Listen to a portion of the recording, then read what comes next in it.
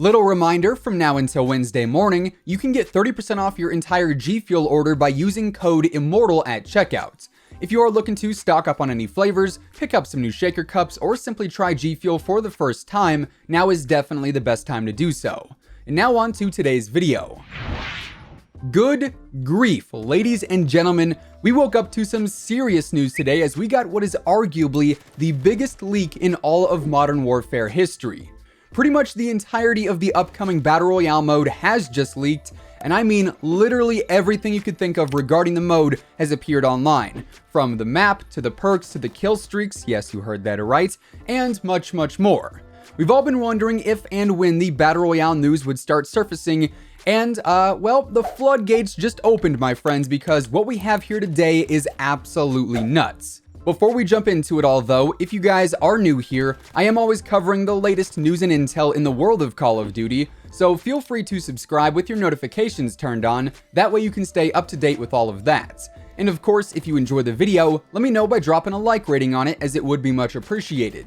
And now let's get into the massive Battle Royale leaks here in Modern Warfare. So I do have to say we need to keep in mind that this is all leaked information, meaning one, I'm not able to show any images on screen for you guys. Unfortunately, Activision could strike me if I were to do that. And two, we still have to take this intel with a grain of salt, as leaked information is subject to change unless it is confirmed by Activision and or Infinity Ward. That said, this info is coming from Saniscalo over on Reddit, and his track record is pretty solid. He has already leaked a few things previously this year, so as of now I'm gonna say this is all looking pretty legitimate. Anyways, getting into it, we first have the map and all of the various locations leaked on it, including the zones and the points of interest, which read as follows. We've got the zones of Airfield, Boneyard, Dam, Downtown, Gulag, Hospital, Layover, Lumber, Overgrown, Port, Quarry, Storage Town, Supercenter, Train Yard, and also TV Station. We then have the points of interest of Bank, Fire Station, Gas Station, the Gun Store, the Pharmacy, and also the Police Station.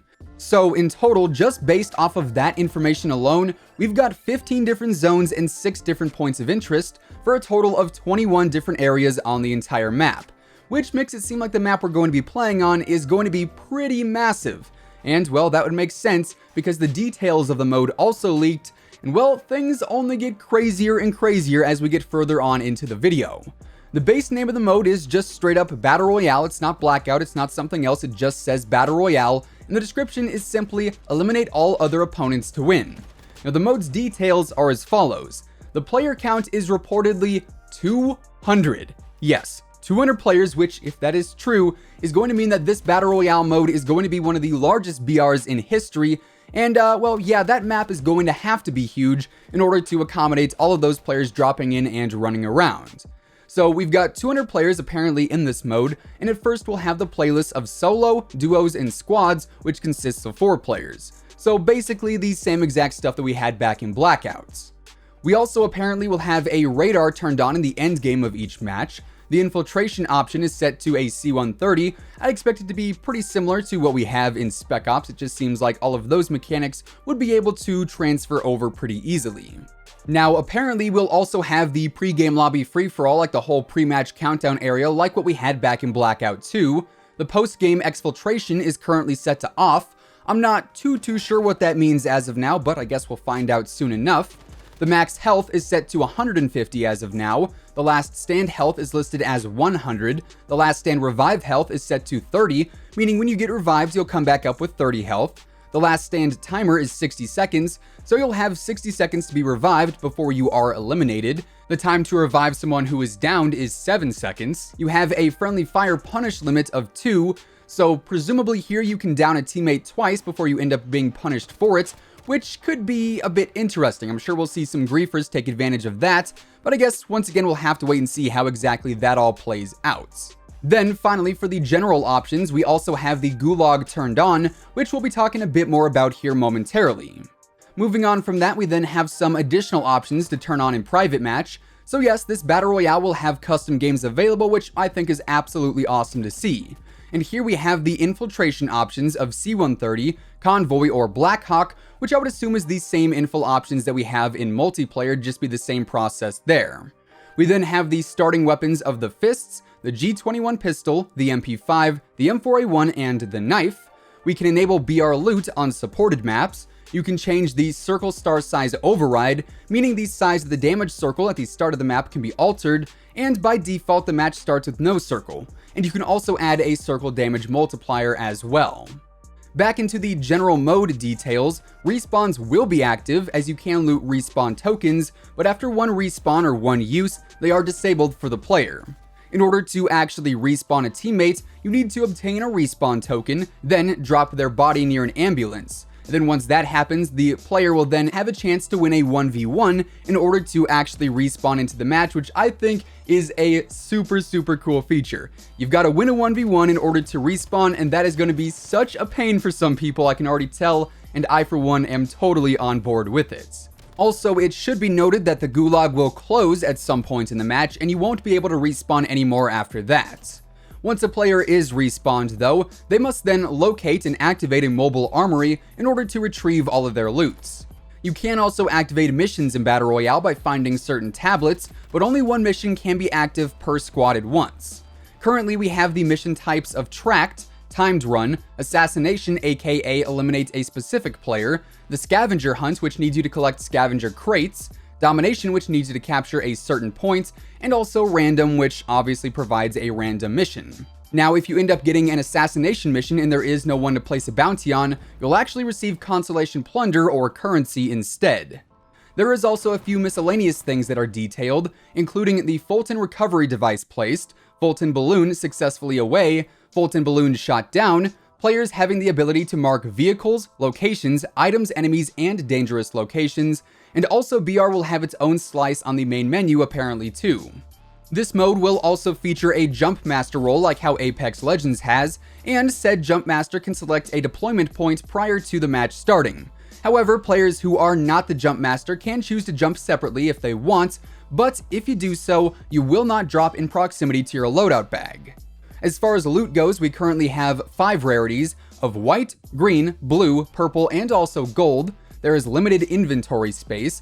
The requisition airdrop timer is currently 30 seconds. We have all the weapons, attachments, equipment, field upgrades, and apparently kill streaks from multiplayer. We'll touch on that in a moment too. We'll see gas masks, vests, helmets, bandages, ammo, backpacks, portable defibs, and plunder available as loot too. You cannot hold 2 of the same weapon. You cannot take a lower level of armor than you currently have equipped. Attachments which are incompatible with your weapon will be placed in the backpack, and also supply crates contain potentially valuable equipment and items. Now moving on into the armor, here we first have the level 3 helmet, which reduces headshot damage by 30, and it also reduces the effect of flash and concussion grenades too. Then, the level 2 helmet reduces headshot damage by 30, and the level 1 helmet reduces headshot damage by 15. The ballistic vest at level 1 absorbs 50 damage, at level 2 it absorbs 150 damage, and at level 3 it absorbs 150 damage, and also increases healing item usage by 25. We then also have a ton of perks that leaked alongside their various abilities, which are as follows. High Alert grants vision when an enemy looks at you outside of your FOV. Spotter allows enemy equipment to be highlighted to you within a small radius. Tracker allows enemy footsteps to be seen, and it also increases your crouch movement speed. Stalker allows you to strafe faster while ADSing. Marksman allows you to identify enemies from further away by showing their names at a greater distance. Sleight of Hand gives you a 50% faster reload. Armorer allows you to use armor plates 20% faster, and they also supply 10% more armor. Artisan Tastes gives you the chance to pick up a fully upgraded weapon. Deep Pockets allows you to use an equipment for a second time. Grenadier basically does the same, but specifically with throwable equipment. Healer allows your medic items to continue to heal for an additional 25% of their value over the next 20 seconds. Thief gives you 20% more plunder when you harvest. Ammo Scavenger guarantees enemies you kill will always drop some ammo. Medic Scavenger does the same but with medic items. Plunder Scavenger does the same but with plunder. Bounty Hunter says if you kill someone with more perks than you then gain enough points to match them.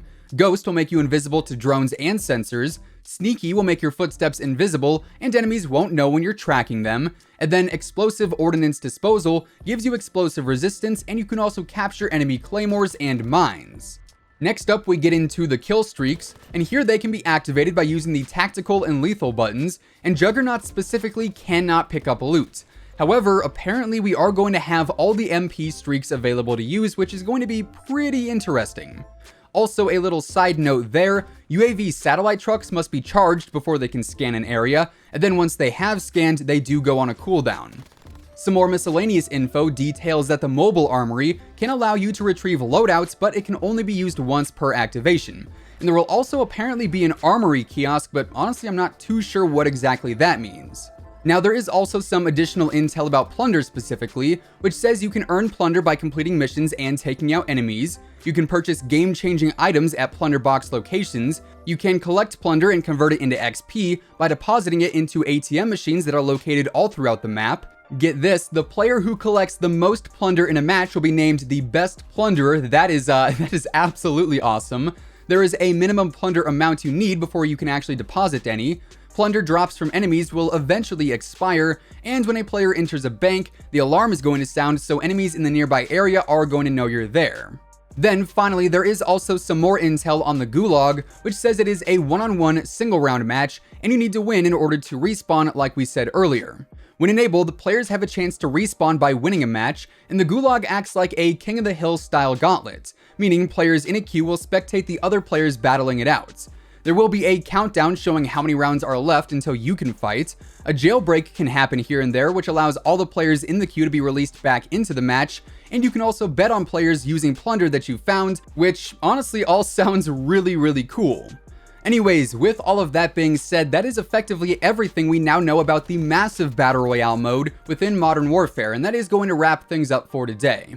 If you guys enjoyed the video, let me know by dropping a like rating on it, as it would be much appreciated. And of course, if you are new here and you want to stay up to date with everything going on in the world of Call of Duty, including all the latest news and intel, updates and leaks, and pretty much everything else in between, feel free to subscribe with your post notifications turned on. That way you'll always know when I post a new video. As I mentioned earlier, my G Fuel discount code WhosImmortal is currently boosted to a 30% discount, but only until Wednesday morning. So if you do want to pick up anything from the G Fuel site, now is definitely the best time to do so. Once again, thanks so much for tuning in, and until next time, take it easy, have an awesome rest of your day, and I'll catch you guys later. Peace out.